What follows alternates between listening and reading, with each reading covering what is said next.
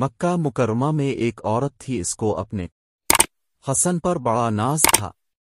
وہ ایک مرتبہ نہانے کے بعد کپڑے بدل کر اپنے بال سنوار رہی تھی۔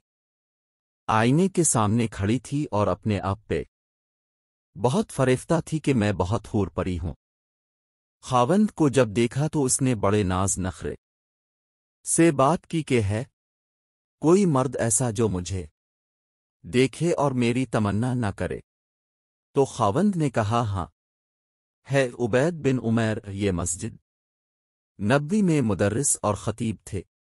تو میاں بیوی کا تعلق عجیب سا ہوتا ہے۔ آگے سے کہنے لگی تو دے مجھے اجازت، میں تجھے دکھاتی ہوں وہ پھسلتا کیسے ہے۔ اس نے کہا ٹھیک ہے، میں اجازت دیتا ہوں۔ عورت کو اجازت مل گئی اور وہ نکلی، پھر مسجد کے دروازے پر آ کر کھڑی ہو گئی۔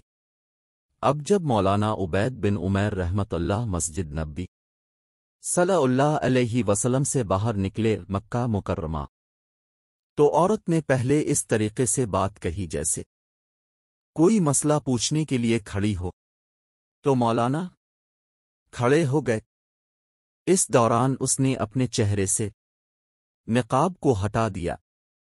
اس کا خیال یہ تھا کہ جب وہ میرے حسن و جمال کو دیکھیں گے تو فریفتہ ہو جائیں گے۔ جسے ہی اس نے ایسا کیا تو انہوں نے نظر ہٹا دی اور کہا دیکھو، تو ایسے کام کے بارے میں سوچتی ہو جس سے تمہیں دنیا میں بھی ذلت ملے گی اور آخرت میں بھی ذلت ملے گی۔ اب یہ الفاظ ان کے منہ سے اتنے درد سے نکلے وہ شرما گئی اور واپس آ گئی۔ شوہر نے پوچھا کیا بنا؟ کہنے لگی کیا مرد ہی نیک ہوتے ہیں، عورتیں نہیں نیک ہو سکتی؟ میں بھی نیک بنوں گی۔ اس کی زندگی بدل گئی۔ اس کے بعد روز وہ خاوند سے پوچھتی عشاء کے وقت کہ تمہیں میری ضرورت ہے؟ اگر کہتا ہاں تو وہ وقت خاوند کے ساتھ گزارتی، اور اگر وہ کہتا نہیں تو جبوہ پہن لیتی اور ساری رات مسئلے پہ عبادت کرتی۔ اس کا خاوند کہا کرتا تھا پتہ نہیں عبید بن عمیر نے ایک فقرہ بول کے میری بیوی کو نیک کیسے بنا دیا۔ شکار کرنے کو آئے، شکار ہو کے چلے تو یہ کیفیتیں ان کی اس لیے تھیں کہ پروردگار عالم نے ان کے دلوں میں ایک اثر ڈالا ہوا تھا۔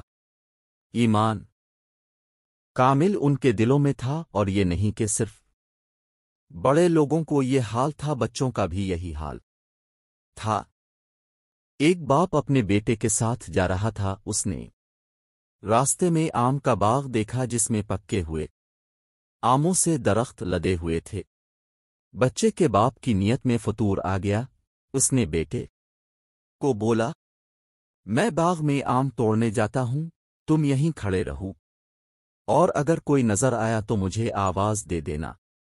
اور باپ باغ میں آم چوری کرنے چلا گیا۔ چنانچہ جسے ہی خوشے کے قریب پہنچا تو بچے نے پیچھے سے آواز لگا دی اے ابا جان، اے ابا جان، کوئی ہمیں دیکھ رہا ہے۔ تو وہ گھبرا گیا اور ویسے ہی واپس آ گیا۔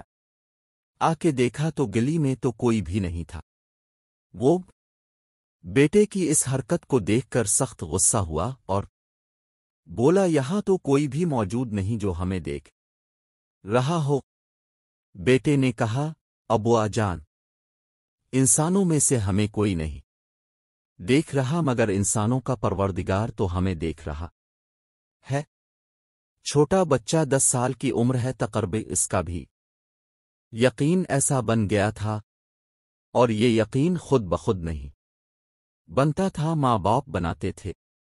داؤد طائی رحمت علیہ ایک بزرگ گزرے ہیں، بڑے محدث بھی تھے اور فقیہ بھی تھے، اور مشائخ و صوفیاء میں سے تھے۔